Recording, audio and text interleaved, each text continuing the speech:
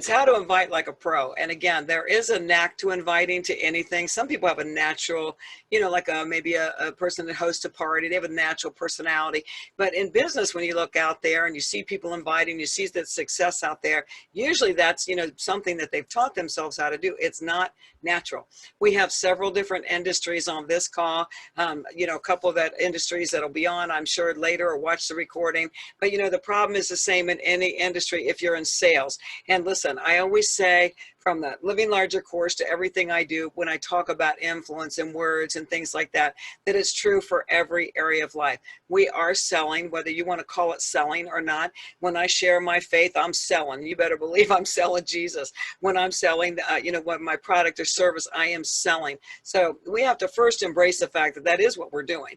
And, it's all in how we do it. If you're in sales, you can either master the art of inviting, or you will never, ever realize your success. You see, at first when we get into business, or maybe we find a new church kind of thing, we go to our warm market, right? And that warm market is pretty tolerant. We usually are the people closest to us. And a lot of times they'll go ahead and show up, and they'll go ahead and get on a call or whatever, because they know us, they love us, they want to support us. But when we get outside that warm circle, or even just a little bit of a cooler warm circle, it becomes more challenging. And that's where the rubber meets the road. Well, have you ever noticed, how some people throw the best parties and the whole town seems to show up? We've all known those people. They just have these parties that, just blow up. And you know what, to be honest with you, they're not always the best parties in terms of the music or the food or the whatever. Those people don't have to go out and say, here's the menu, here's the drink, here's what we're doing, here's the time. They just go out and get people there somehow. Some people seem to always have a guest or two at a meeting, right? They don't seem to have any trouble getting people to show up. And some people routinely have guests for church. But outside of that, what you see is a very small number of people in the bigger picture that actually succeed at this. So if you think that happens because they have a bigger personality or they're more popular than you are, you're grossly mistaken. It happens because they're passionate, and it shows. If you're not passionate about your faith, your church, your life, your business, or anything in between, you can't possibly, get people to want to jump on board with you. It takes that passion. But I want, for those of you who we're just now getting to know, maybe we've never met before, I just want to give some background as an encouragement to you. Listen, I used to be consumed by fear, okay? I can't tell you how many classes I flunked in school. If it got down to requiring that I get up in front of the class, I wasn't going. I don't care if you flunked the whole semester. I didn't do it. I wouldn't even raise my hand in class because I would have to answer the question in front of an audience, right? So I couldn't speak in front of an audience. I had to, just kind of conquer that, because I got to a place in my career, I was soaring high in corporate America, and that one thing was in my way, and that was public speaking. So I went off to Dale Carnegie. I was so afraid I'd flunk it that I did well. I overexcelled, right? Because my company paid for it. I wanted to pass. But I conquered that fear. And after I conquered that fear, I was recruited to teach Dale Carnegie. So I mastered my game, so to speak. And if I can do it, if I give you that background, I'm telling you, that's a gospel truth. If I can do it, you can do it. But it all comes down to learning how to use your voice and speak to people and invite. So you got to master the invitation. The first one is a goal, is to get your contact for whatever it is to show up, right? That's the goal, for a party, for a church service, for your business presentation, for an online meeting, or for anything in between. So so that what they see is what you're passionate about. That's what we're trying to get them to do. Not the dissertation on what you want to tell them. Oh, this is the sermon on Sunday. This is a song. Come on, guys. That's not what will make them show up. It's because you're passionate about it, that they will show up. So it's more than just public speaking. Again, when I was recruited to be a trainer, we learned everything we learned timing. I get teased sometimes like, oh, you're talking fast and you get all this information in 30 minutes. That's because I'm a trained trainer. We're trained to, have the timing. We're trained to practice what we say. We're trained to be prepared, right? So we learn things like voice control.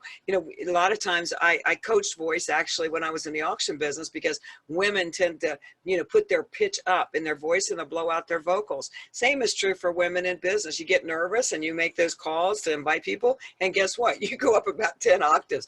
You don't want to do that. So we learned how to have voice control. We were taught how to use inflection, when to bank it up and when to take it down.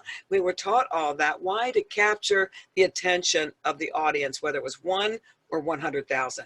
We were taught when and where to pause, take it just a brief pause to get people to think. We were taught all kinds of things, but more than anything else, we were taught how to put excitement into every single training. I'm going to share just an audio clip with you in a minute of a woman I worked with in the auction business, and she's now followed me on to my financial world. And we joke because, I sold over the phone. I got people to do what I want them to do over the phone. And I did it all day long. We didn't have Zoom calls. I eventually did some conference calls, but it was all day long saying the same message. And she would tease me. She still does today. I don't know how you say the same thing over and over again and still sound excited as you did the first time. Well, that's because that's practice. You think we always feel like, that we're upbeat. You think every entertainer out there, for instance, some superstar on the road with concert, you think every night they step up and they feel good. You think every pastor feels 100% every Sunday. They don't. And so these are learned skills, my friends. So you have to learn how to do these things effectively. And really, there aren't any excuses. Boy, I hear it all the time. It doesn't matter if your personality is not normally upbeat. People say, that's just the way I am. No. It doesn't matter. This is a learned skill. You can be that way on your off time. But if you're out there selling and get people to church, to a party, to your business or anything else, then you've got to, to learn it. It doesn't matter if your speech is slow or quiet or even some mundane, I know, people, you pick the phone up or they call you and you just think, oh my gosh, please get on with it, right? It's that mundane thing. And so it doesn't matter if that's your normal speech pattern. It doesn't matter if that's the way you talk to your family and your friends, but it matters in business. It doesn't matter, again, if you have the excuses. It's just the way I am. Let me tell you something. If you want to be successful and you're in sales, you can't afford to tell yourself that. Just the way I am. Anything can be learned.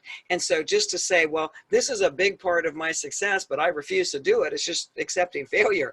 You can't just say this is just the way I am. If you want to succeed, then you need to learn how to influence people into meetings, calls, church, or everything in between. That's the name of the game if you're in sales. The only way to do that is for you to commit to being good at inviting, okay? And to do the work it takes to get there. Again, everything can be learned. We see it as we went into the pandemic and we can't do business though. Well, I'm doing business the way I normally do, but a lot of people couldn't do business the way they normally could. And so many people, it just thrills me. They stepped up. They said, well, I can learn Zoom and I can do this. I can get a green screen. It was so exciting to watch. But you know what? Most of them got left in the dust. And you know what? They may never get back in the game because after months of not being productive, they're going to have to almost start all over. You can learn anything. The only thing that keeps you from learning that is first of all, not realizing the importance. And second of all, is fear. Some of you might already be saying to yourself, well, that's fake. I don't want to be a fake. Well, I'm sorry to tell you this, but again, like a pastor, entertainer, a speaker, a trainer, or anything in between, sometimes it comes down to you don't even feel like you're on your game. You're just faking it, right? Passion can't be faked, but it can be enhanced by the words you use, the words you don't use, and by how many of them you insist on using at the wrong time in the process. That's a big deal. And your passion can be camouflaged by how you speak those words. Some of you are on board with me because you've been part of that influential class in the Living Larger program. So you know what I'm saying when I say that. But it's how you speak them, when you speak them, and why you speak them that matters the most. First of all, you have to have excitement, right? So you have to ask yourself, are you genuinely excited? If you aren't genuinely excited, well, you can't succeed if you're not excited. If you're in sales, that's not going to happen. If you are genuinely excited, does it show? You could ask your friends, you could ask your family, whatever. Go ahead and practice on them inviting or whatever it is and ask them if it shows. Look in the mirror. We really did used to do that in the Dale Carnegie days. Look in the mirror and see if somebody wants to look at that face, right? Are you smiling? Do you look excited? Can they hear it in you? So is it your voice? Is it your inflection? Is it your pace? Whatever it is that you need to work on, we need to figure it out. But again, anybody can learn to sound more excited than they are right now. To some people, it's natural, but most people, it's not. So first of all, it comes down to, do they hear your excitement? And then, we look at urgency. Listen, guys, urgency. We had a call the other day with, I did a call on, when I did Friday, afternoon at 2 p.m. And my Zoom will take 100 people and it maxed out. Well, some people say, well, you need more Zoom room. And I'm like, no, this is awesome because it creates urgency. Urgency is what makes people get up and go. It's urgency is what makes them get off their money and make a decision, right? How can you expect to compel someone to act right now? You know, your message does, if it doesn't sound urgent, or if there's always another time. You never want people to know there's always another time. You should present your meeting or whatever it is you're inviting to as if it's a special one, right? And it's the best opportunity. It's the best time to be there. You know, that it's like that urgency is there. You don't want to put it off.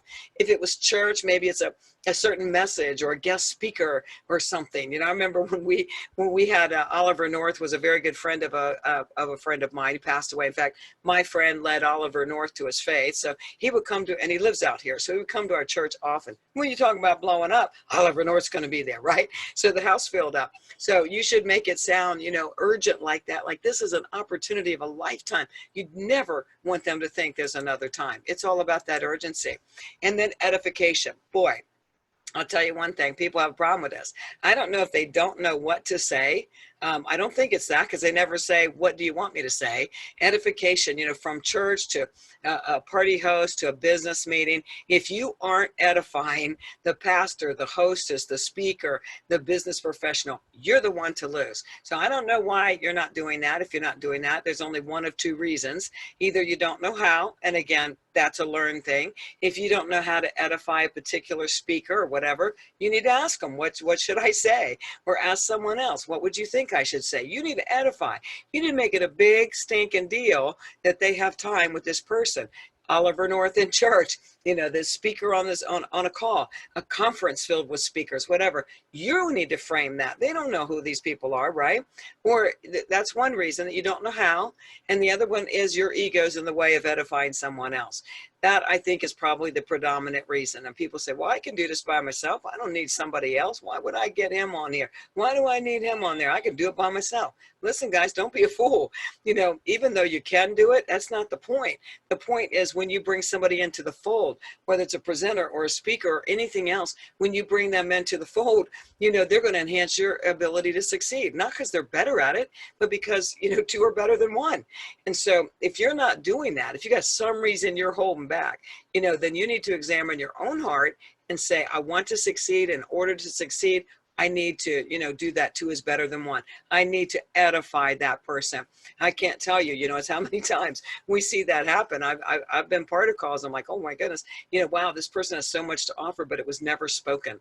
You need to make it be a big deal. And that person, that whole process will enhance your business. So you should be building up that pastor, hostess, business professional as if they are the best on the planet. Has nothing to do with your ability, has nothing to do with them looking like they're better than you. It has to do with how you frame an invitation, or how you get people to a meeting, or how you get them to church. Is by how you're framing that and edifying the ones they're going to be hearing from.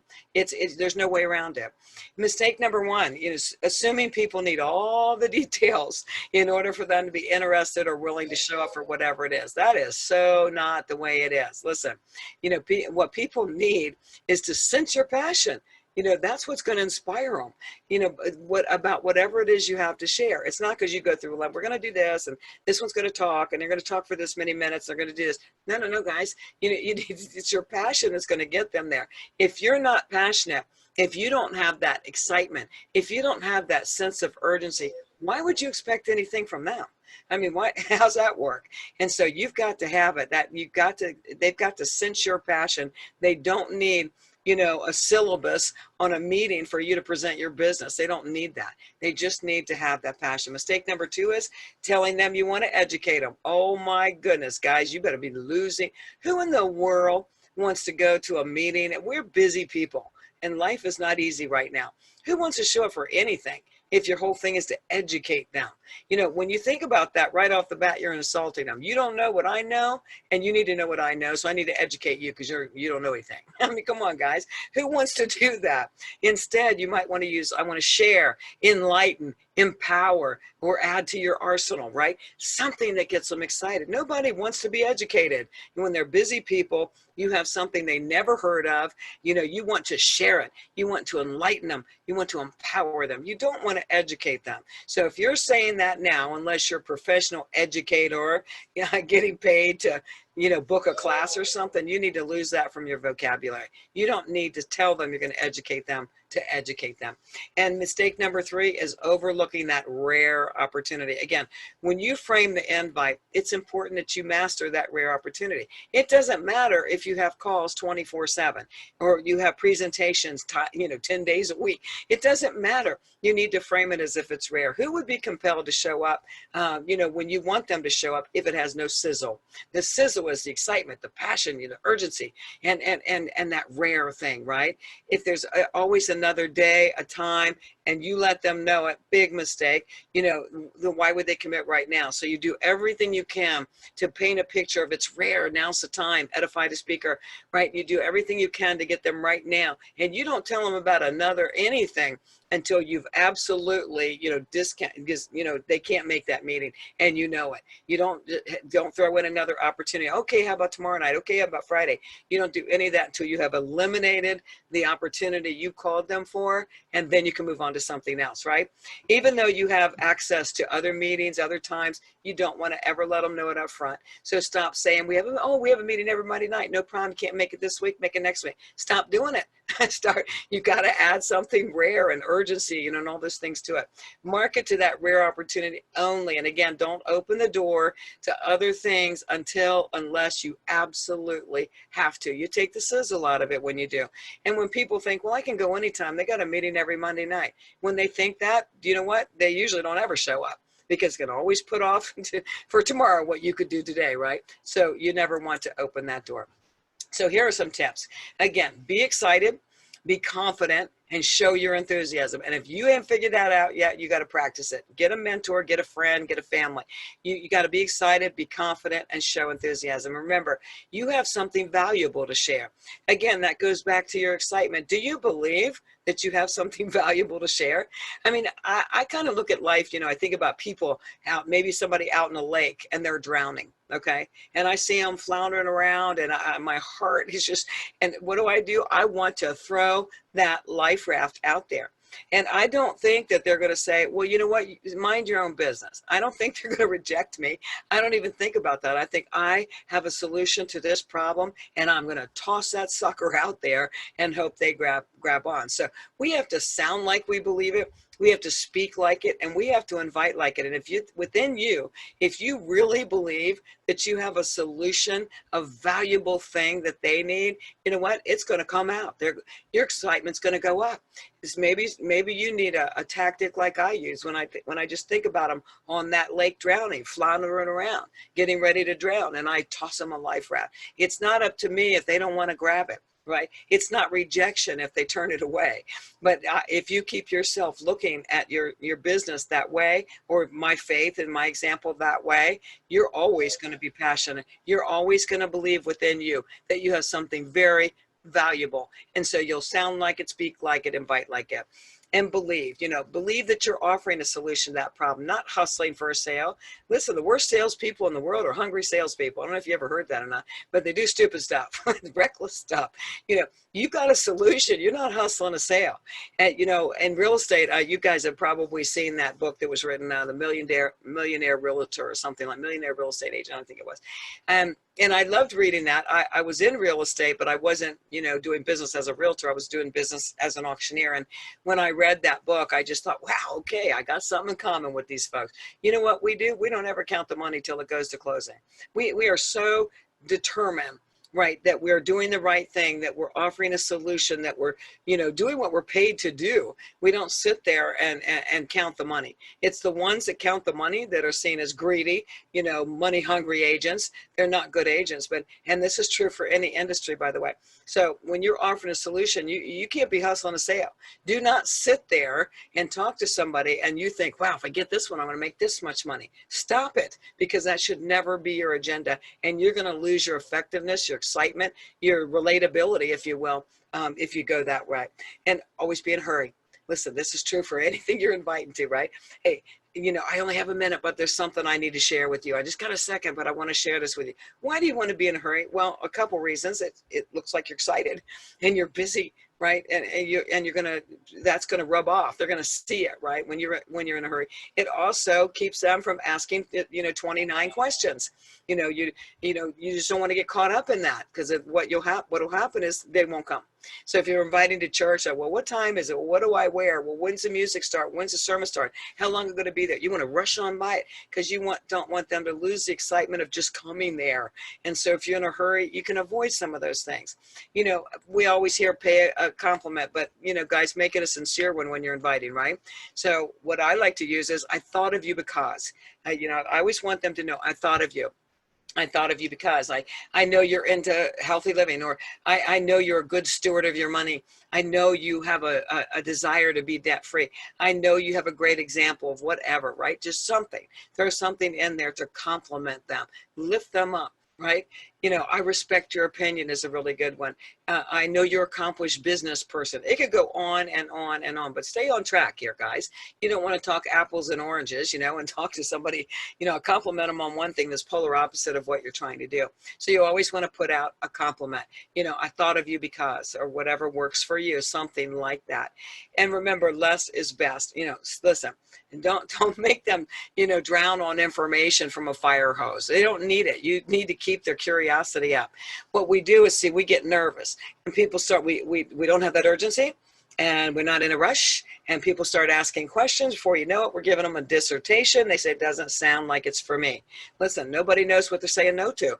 They need to get to whatever it is, right? So less is best always. You sharing the gospel, doing a business, doesn't matter. Anything in between, it's all the same, right? So less is best. Don't make them, take all this information, and you don't even want an opportunity to give them the information. You want to get them to whatever it is and let those experts talk, right? And don't share any information until they say that they're open to hearing about it. Listen, again, we get nervous. There's nothing worse than that pregnant pause, when you ask a question and shut up. It feels like it's about an hour long, right?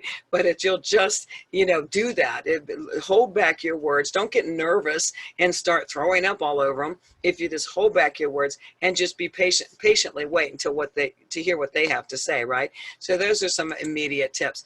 Listen, I know this is bad audio because I recorded it from a recording, but I want you to listen to this we're scripted here, right? And this is my friend Iris you hear about. She's working with me now, and somebody said, could you guys just role play for a minute? Basically an invitation, okay? So forgive the poor quality, but I want you to listen to her voice, and I can tell you this, she could do this 1,200 times a day, and she will always sound like this. So hold on one second, I want you to hear this.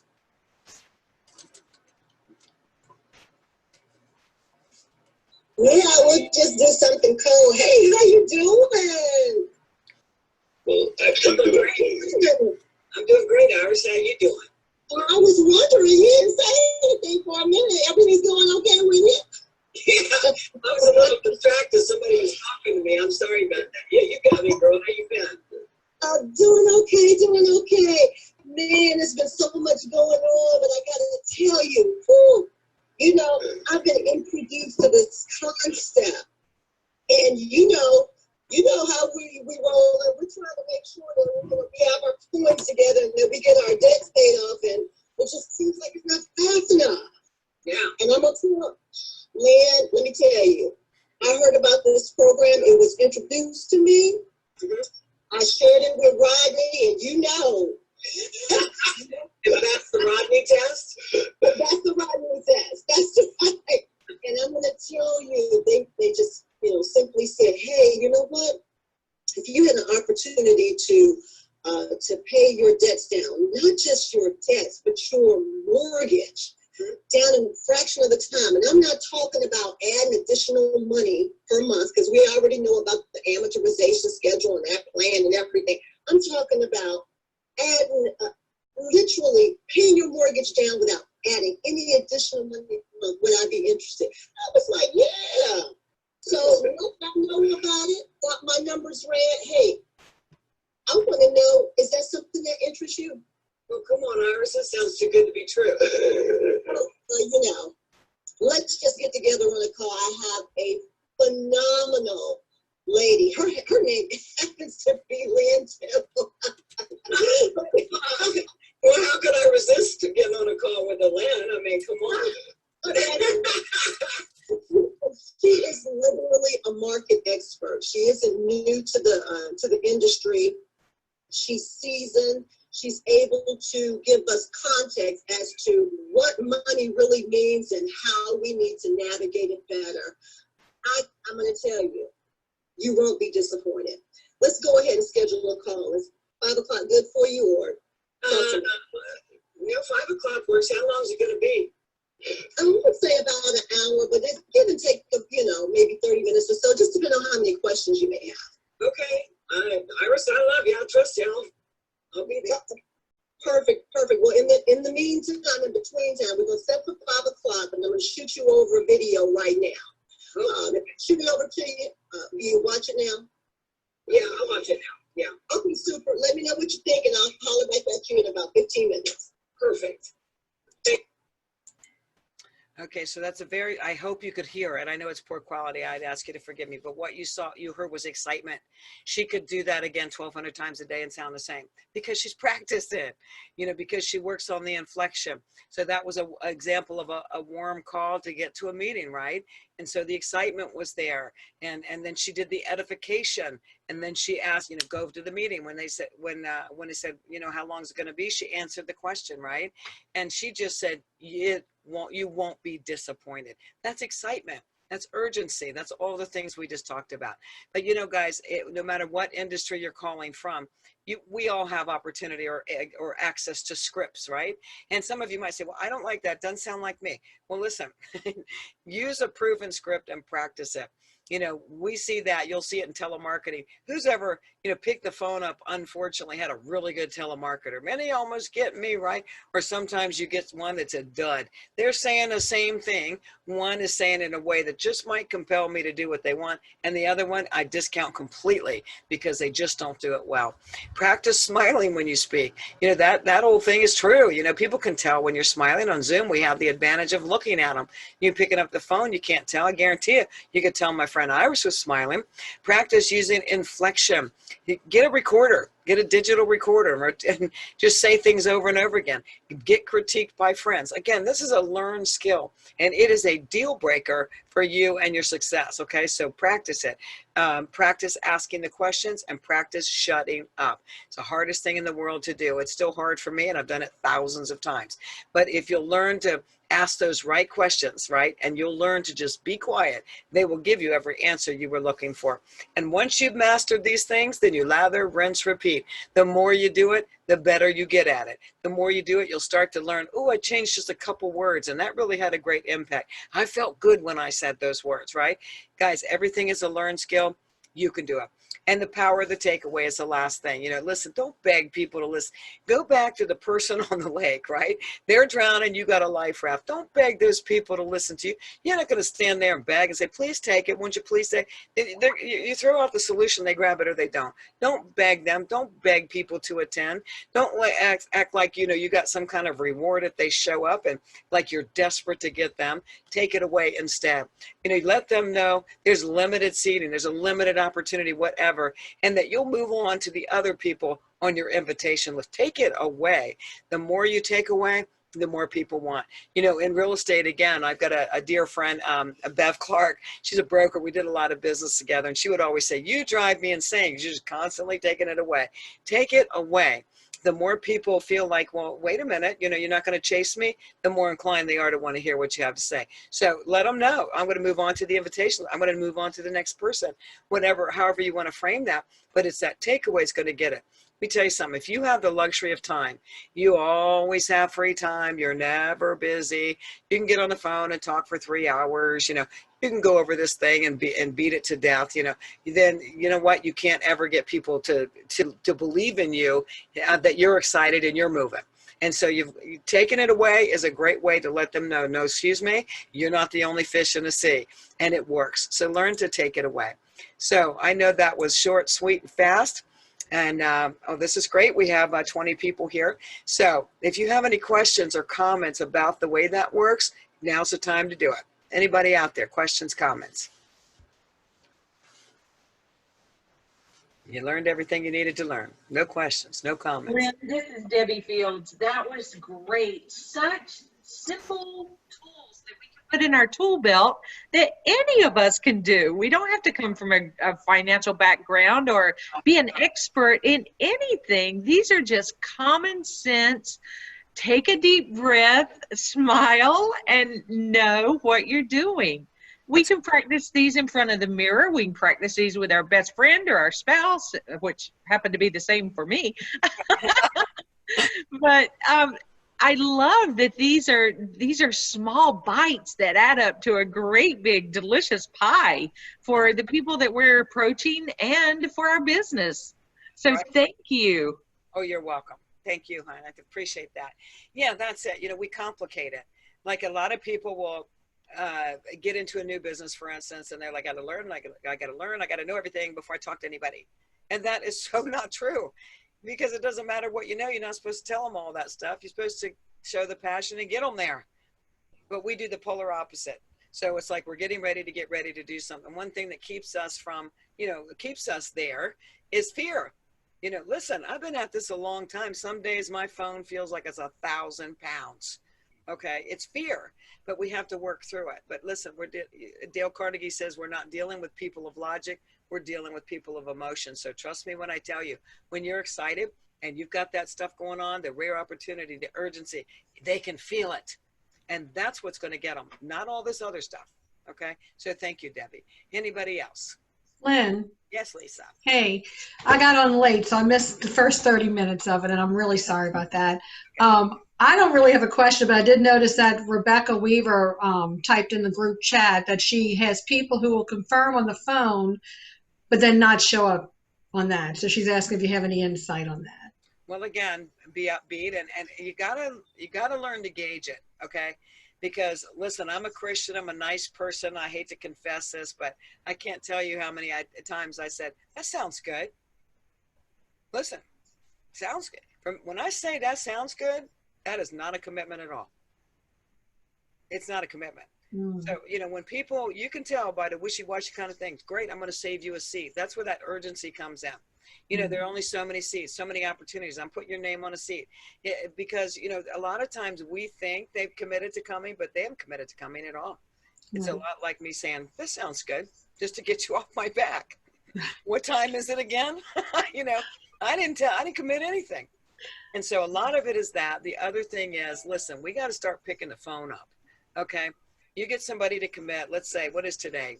Wednesday. You get somebody to commit to something on Friday. You still got to follow up, and you need to pick the phone up. I'm so excited. I got your seat. You got a seat with your name on it. I am so excited. I can't wait to see you at 7. You don't ask, are you still coming?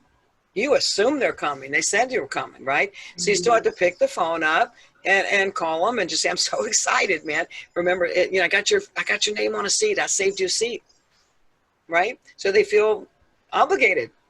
And if they're not going to come, you could say, listen, this is a limited opportunity, and people are just knocking at the door for this kind of thing. So if you're not going to be there tonight, would you please tell me so I can get, what is that? That's that takeaway, right? When I say, would you please tell me, because people are we've got a list going and people want to be here. It does something with them that, well, maybe I need to be there. What is all this action about? And so you take it away. But to answer your question a long way is that you really have to, learn when people are really committing and they're just blowing you off. And I've blown so many people off. Sounds good. What time is it again? And I didn't mean anything. I wasn't going to ever be there. So you learn to do that, and then pick the phone up. Don't text them, right? They've said yes. They made a commitment. You saved their seat. Then you've got to call them and assume they're coming. I'm so excited. I saved your seat. Now I got your name on it now. Are you sure you're going to come? Because if not, I got a ton of people waiting for it. Does that make sense? Yes, ma'am. Okay. And by the way, it doesn't matter, even if it's a Zoom, you can still say limited seating. I do plenty of things in my life. I do courses where I'll say only 12 people. That's it. There's plenty of opportunity. Just because it's Zoom doesn't mean you're deceiving them. Okay. It's all in the way you frame it, but it's urgency, excitement, all that stuff. Anything else? Anybody else? Will you be doing this class again, this little meeting again? On this topic, probably never. But I have recorded it, and I'll edit out the beginning chitter chatter and then put it out there if you want to share it. Okay, thank By you. the way, on that note, guys, listen, we lose a lot of opportunities to invite people to meetings. I'm just going to use you for a second, Lisa. Let's say you had team members that you wanted on, they're not here, right? Mhm. So I don't just send them a video. I mean, why not make an appointment with them? Let's watch it together. I have the recording. We'll get on Zoom. I'll play it and we can talk about it. You can do that with anything, you know, That's a good idea. any presentation, because 99% of the battle is that commitment, Mhm. right? So like, you know, I did the Truth About Money call and it's recorded. You know how I feel about that. I feel like, you know, if people hear it's going to be recorded, most of them don't show up and they never watch the recording. So there's no reason any of you couldn't take a recording like that, set appointment with the people, get on the phone, get on the Zoom and play that recording. Okay. So it's That's being great. recorded. You can use it. Right, because on one Thursday a month we do a team Zoom where it's like a training, Right. like a Q&A kind of training, Mhm. and so yeah, we might actually come back live. You never know, because it's always nice to say Lynn's coming. Let's go. But you know, and we do. We like our team members to register for the training, so Right. we know who's coming. We just, you know, it's Right. like a commitment. You're either committing to be trained or you're not. And you know me, if I could have been here at noon, I would have been sitting here at noon. I know, hon. You told me. So, Yeah. Yeah. but that's- yes, There's nothing like, I don't care what you say, you can tell yourself this all day long. There's nothing like being there live. right. And when you're there live and it opens up like this is your chance. They get a real-time answer to that question. You Mhm. don't get that on video, right? But yeah, I just want to encourage you with everything. You've got Zoom, you've mastered Zoom now, but don't just send people videos. Hey, let's go on and watch it together. Mhm. Do it together, Yep. right? Don't send it out. They're probably never going to watch it, but they'll know it if you'll know if they showed up, right? Perfect. Anything else? Anybody else? Yes, Lynn, this is Diana again. Hi, Diane. I just wanted to thank you for this because I found out what mistakes I'm making. I'm making a lot of mistakes. So thanks for bringing this out, and this is very valuable. Thank you. You're so welcome. I'm so glad. And listen, you all know I have my priorities in life straight. It's God first, family, and then my business. And so Yeah. I also want you guys to think about how few guests you ever see in church. And this is why. Okay? This is why. People aren't passionate enough to invite. They don't invite with that intrigue. There's no urgency. There's no nothing. It's like the church is asleep. And so the same rules apply to every area of life. And for business, this is just some practical things. I love what Debbie said because it really is that simple. But we try to tell ourselves, I can't call them because I can't answer all these questions. You shouldn't even be wanting to answer all those questions.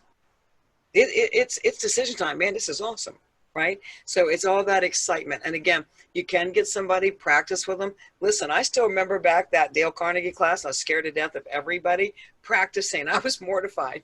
I didn't want to practice with anybody. I just knew what I said was stupid and it felt ridiculous. But if you'll just do this for yourself, believe me, every area of your life will open up. And you'll find that you're the one that, you know, can have a holiday party and get a lot of people there. You're the one, you know, that can get people to church on Sunday where they might actually hear the truth. And you're the one that can have a business that blows up. But this is the key. Not all that other stuff you tell yourself.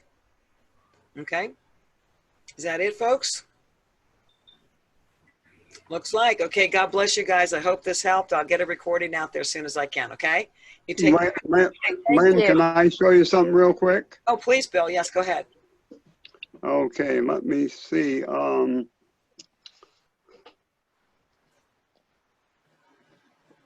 you go. Can you see that? I can tell it's a certificate, but I can't tell what it is.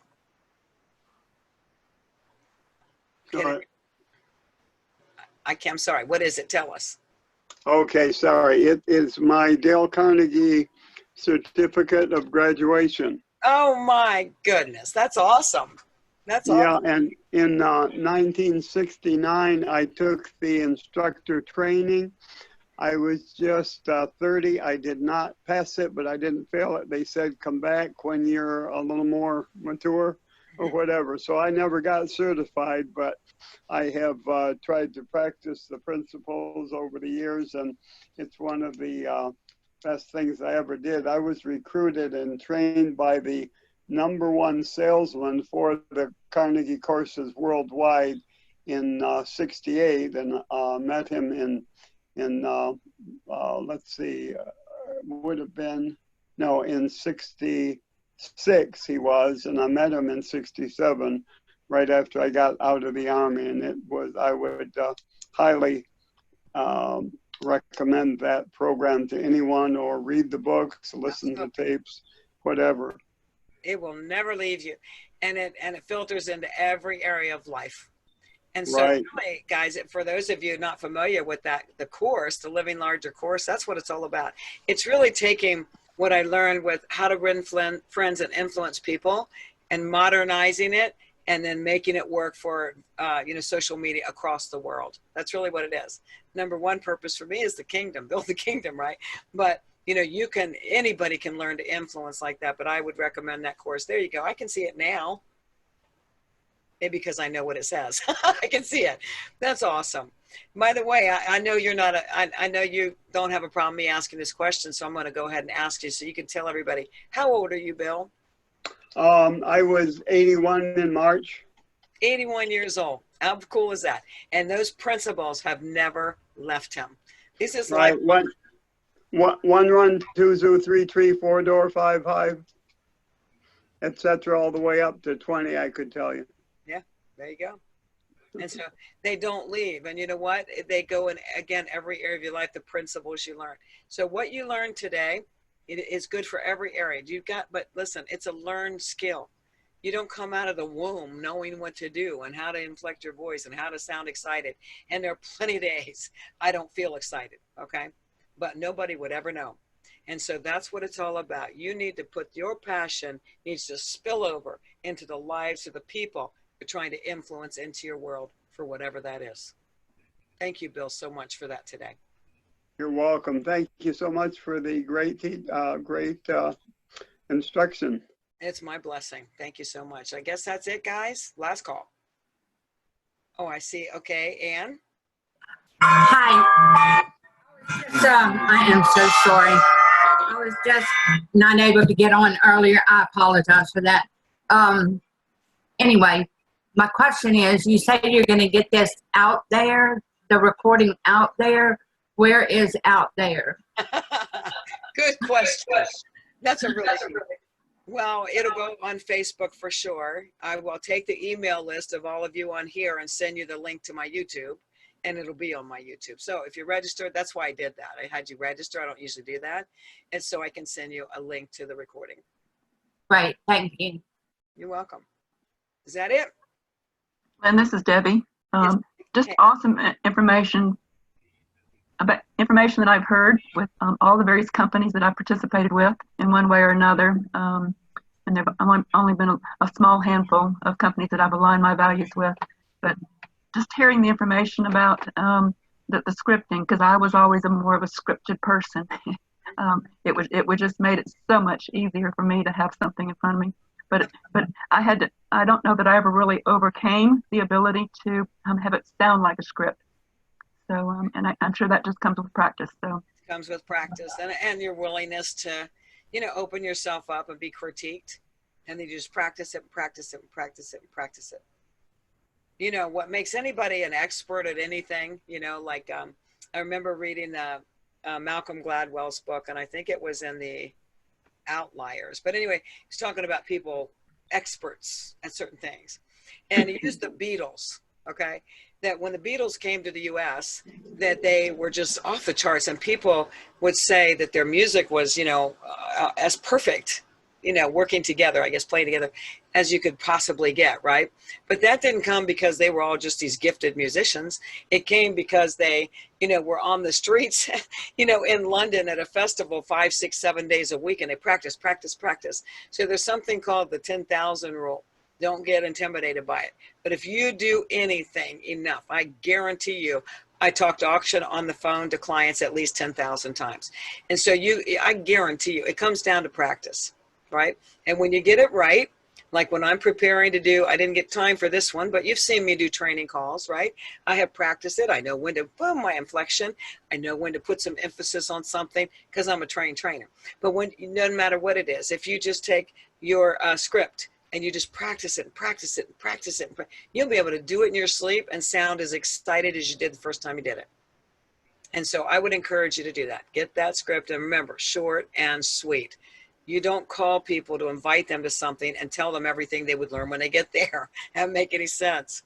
So go back and look at, this video and write down, if you didn't have a chance to write down the certain things, the urgency and that sort of thing. Write that down and work on it. Anybody can master this if you understand what this is.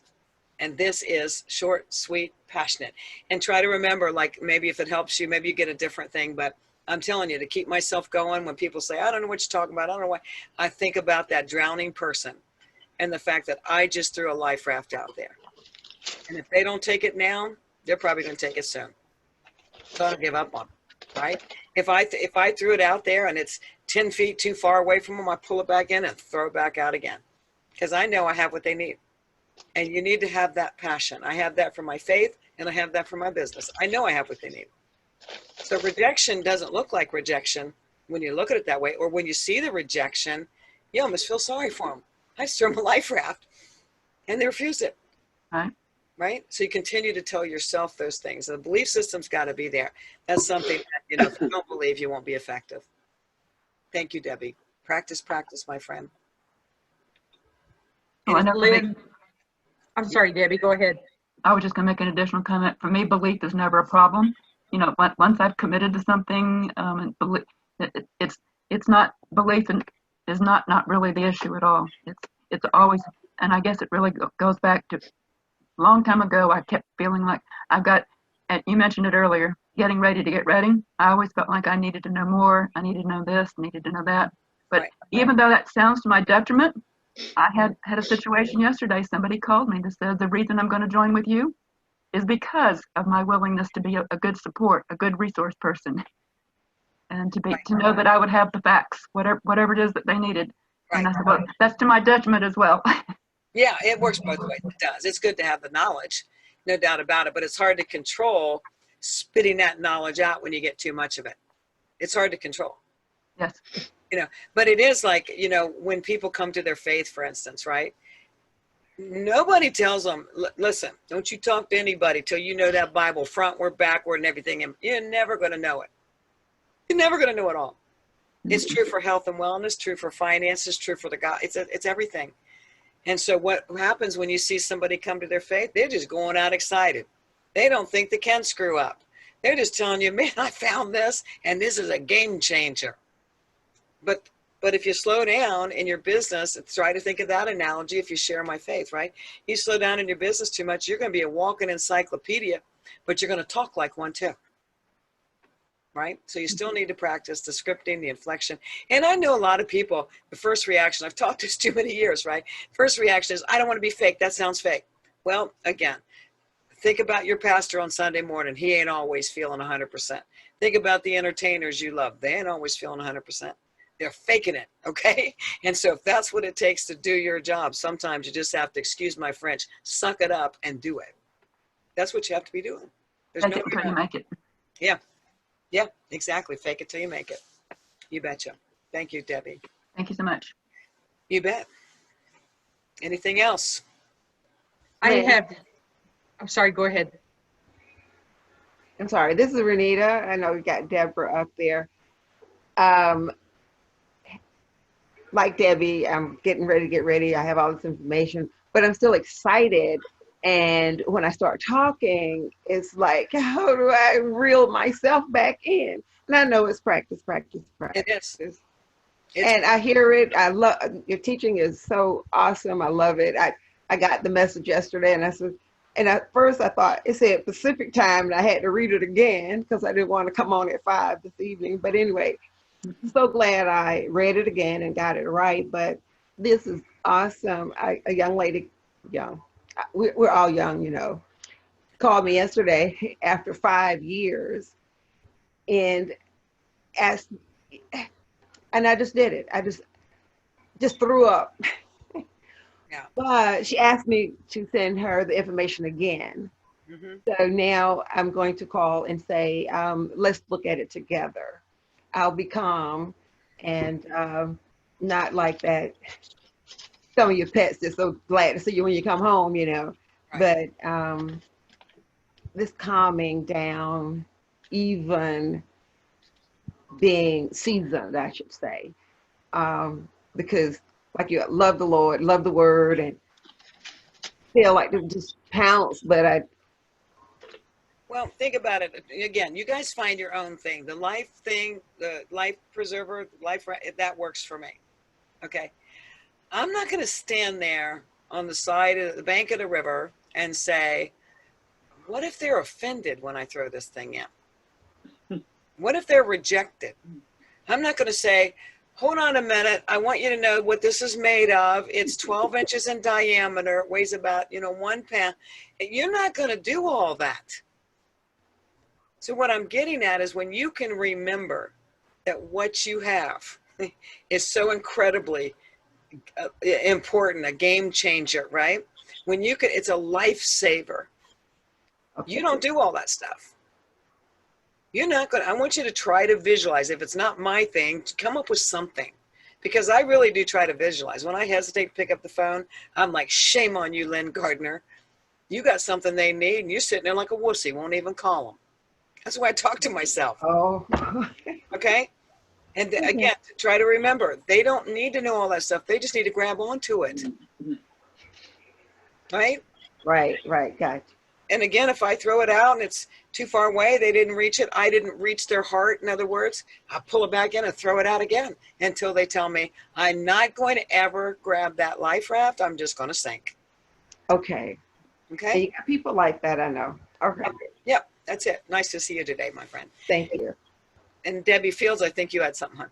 That's okay. This is quick. Someone once told me, because I love to explain, and that gets me into more trouble than not.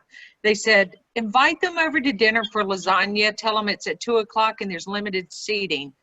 And that's it. Don't tell them what's in the menu. Don't tell them what wood the table's made of. So I always think lasagna. Invite them for dinner. Invite them for the, not literally dinner, but invite them and get off the call. That's it. That's fast. So yeah. that helps me. I think that's great. Perfect. Yeah, they don't want to know. But we feel like, well, I'm not going to be viewed as an expert unless I tell them everything I know. But they don't need it. They buy based on emotion. Shut up with all the stuff that doesn't reach the heart. They're not going to buy on logic, so quit trying to get more of it to throw onto them. Remember, with people, we we want to, instead of filling them up and drowning them, we want it to come out of them. We want to hear from them. We want to know about them. And you sitting there pouring it down their throat, beating them to death, but we really just need to know about them. What is the trigger point? What is it? What is the need? Once I know the need, I know I can fill it. So we've got to, I know it. Listen, it's hard. And sometimes we are so passionate, we just don't shut up. But if you think about that, you're on the side of the bank and you say, wait a minute, let me just tell you about the life raft first. This is how big it is. This is how much it weighs. This is how long the rope is. This is how long company's been around. Yeah, that poor person's going to drown before you ever get it out there. So come up with something that kicks yourself in the tail, because that does it for me. Shame on you, Lynn Gardner. A person out there drowning, you're too scared to even throw that thing out there. That'll keep you going. Okay? Is that it? God bless y'all. It's been fun being with you. And again, look for your email. That will be coming from lynn@livinglarger.life. So if you don't know my email address, be sure to look out, lynn@livinglarger.life. Probably come out later today or tomorrow morning, something like that. Okay? So God bless y'all. Thank you. You're amazing. Thanks Lynn. so much. Appreciate you. Thank you, Bye-bye. Lynn. I Hey, appreciate Lynn. it. Thanks, Lynn. Have a blessed day. Great call.